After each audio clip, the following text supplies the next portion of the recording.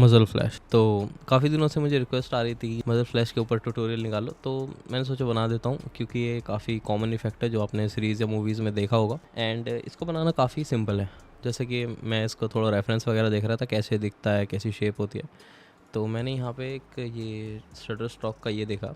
मज़ल flash search करोगे आप shutter stock पे जाके, तो आप इसी रेफरेंस को देख सकते हो।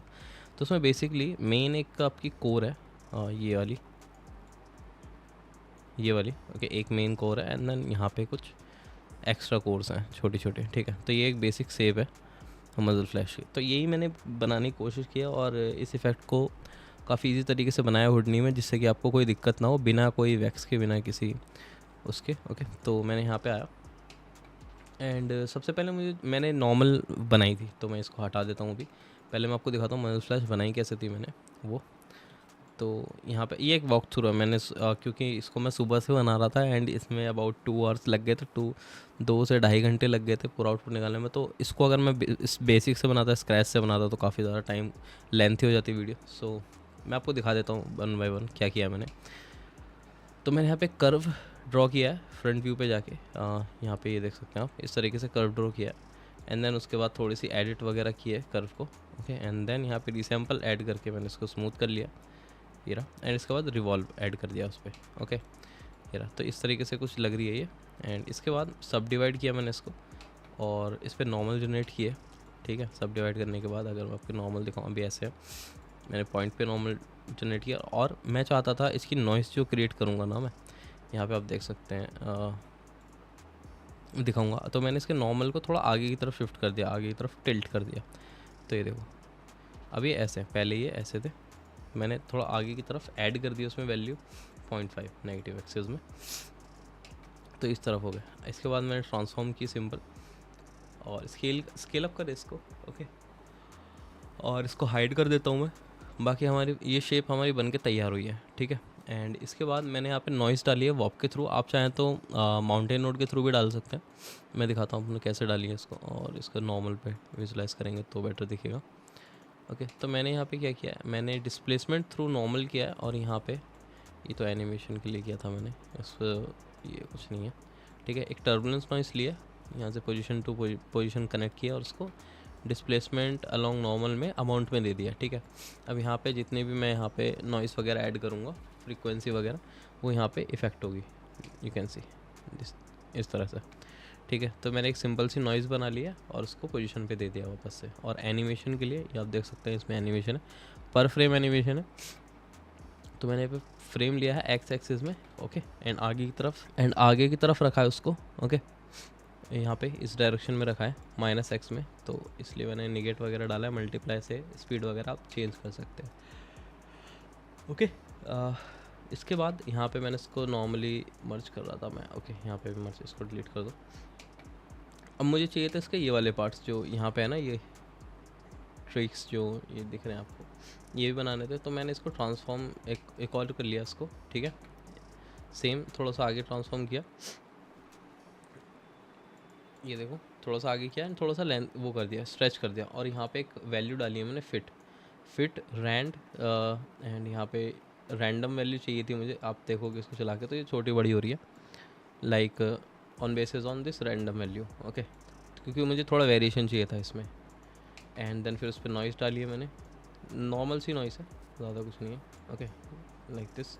और फिर उसको ट्रांसफॉर्म किया, थोड़ा रोटेट किया एंड उसकी लाइक दिस कॉपी बना ली है, okay. Copy and transform node से ये रही। इसके बाद इसको रोटेट करने के लिए भी मैंने सेम उसका यूज़ किया, रैंडम फंक्शन का यूज़ किया, 0 to 90। तो वो 0 to 90 रोटेट होगा रैंडम किसी भी टाइम पे, लाइक दिस, ओके। तो वो हो रहा है, लेकिन पर फ्रेम वही है, 90 हो रहा है, कभी कुछ हो रहा है। इस पर डिस्प्ले कर सकते हैं आप एंड देख सकते हैं यहाँ पे, सी।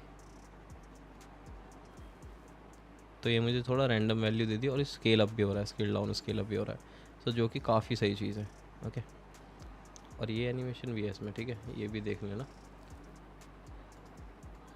यहाँ पे है ये एनिमेशन, इसमें भी एक एनिमेशन दी है मैंने, फिट कि ये ऊपर नीचे होती रहे, ओके, सी, ऊपर नीचे होती रहे। तो इस एंगल पे मैंने रैंडम वैल्यू दी है, जिससे कि मुझे एक अच्छी खासी रैंडमनेस मिल रही है। यू कैन सी जब इसको मर्ज करूँगा तो आप देख सकते हैं वो सिमिलर शेप मेरे सामने आके बन गई है। ओके, इसके बाद इसको बारी थी रेंडर करने की, कैसे मैं इसको रेंडर करूँगा वगैरह वगैरह। तो मैंने एक स्विच लगाया, क्योंकि ऐसा नहीं है कि बुलेट चलती रहेगी हमेशा, वो रुकती भी है और कुछ टाइम फ्रेम का गैप भी लेती है। तो मैंने यहाँ पे एक इसको लिंक कर रखा है बाहर से, जो हमारा एमिशन कंट्रोल है ये रहा। तो मैं चाहता हूँ हर छठे फ्रेम पे और हर सातवें फ्रेम पे वो क्या कहते हैं उसे शूट करे, ओके, एमिट करे। तो यहाँ पे same you can see 6 7, then उसके बाद फिर से 6 7, ओके, इसी तरह से ये चलती रहेगी। तो ये काफ़ी अच्छा रिजल्ट दिखाती है। ठीक है, इसको रेंडर करने के लिए मैंने इसको पॉइंट फ्रॉम वॉल्यूम में कन्वर्ट किया। हम देंगे 6 like this, okay. And normal जो थे वहाँ से वो कॉपी कर लिए, क्योंकि मैं वेलोसिटी क्रिएट कर रहा था। एंड यहाँ पे वेलोसिटी नॉर्मल के थ्रू क्रिएट की। पायरो सोर्स में डेंसिटी टेम्परेचर यूज़ किया, क्योंकि मैं इसको शेडर वगैरह डालना चाहता था। यहाँ पे वॉल्यूम रेस्टराइज किया।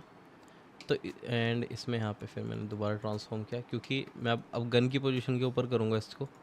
तो यहाँ मैंने गन लेके आया। अच्छा, तो मैं गन भी दिखा देता हूँ कैसे बनाई है मैंने।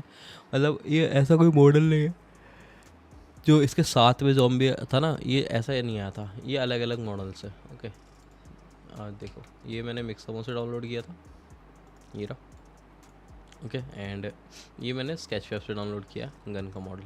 तो इनको मैंने एजेंट लेयर में लगाया। ओके, एंड यहाँ पे आउट एजेंट टाइम शीट से थोड़ा आगे पीछे किया इसको। एंड यहाँ पे एजेंट अनपैक डाला इसको अटैच करने के बाद, और अपने दोनों एजेंट को अलग निकाल लिया और गन को अलग निकाल लिया। ओके, इसके बाद वापस से यहाँ पे आते हैं मदर फ्लैश में, गन लिया और मैंने इसका आगे का जो कन्वर्ट करके इसका आगे वाला पॉइंट एक ब्लास्ट कर लिया, सी। एंड देन उसके ऊपर अपना एफएक्स को कॉपी कर दिया, यू कैन सी। इसके बाद पायरोवेक डाला, जिससे कि वो मुझे विजिबल हो सही तरह से। ओके, तो ये इतना काम था मजल फ्लैश बनाने के लिए। लेकिन अभी हमें जो मजल फ्लैश की लाइट होती है, एक लाइक एमिशन होता है, वो जो हमारे पास गन है और जो बॉडी है ज़ॉम्बी की, उसके ऊपर रिफ्लेक्ट भी कराना था। तो उसके लिए मैंने यहाँ पे क्या किया, कुछ और पॉइंट्स क्रिएट किए, उसमें पी स्केल वगैरह ऐड करके यहाँ पे ये कुछ शेप जनरेट की।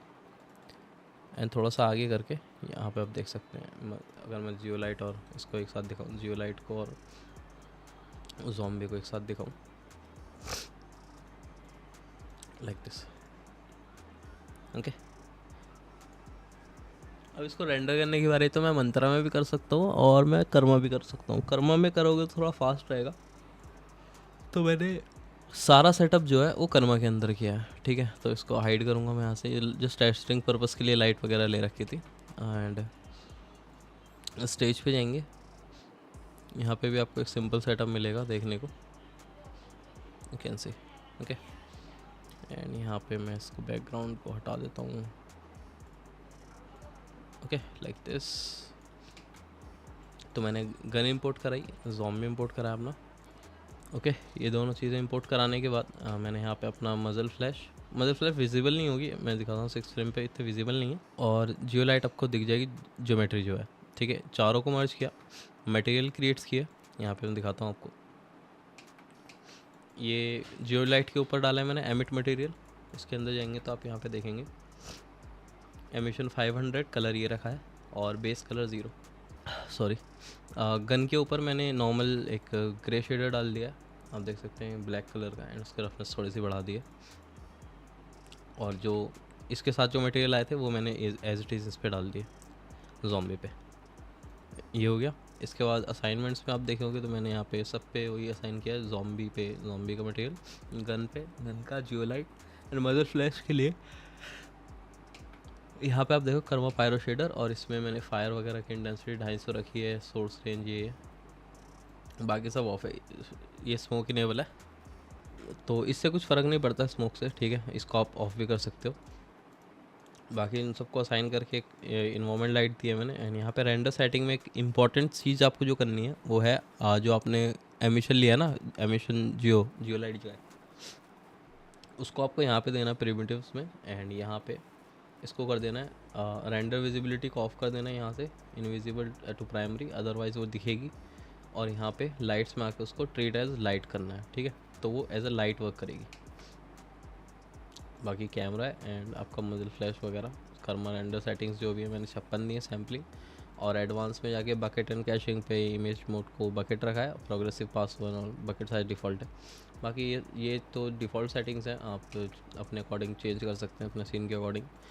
ओके, बाकी यहाँ पे कैमरा में जाके देखेंगे तो आपको मैं दिखा देता हूँ हाउ इट्स लुक।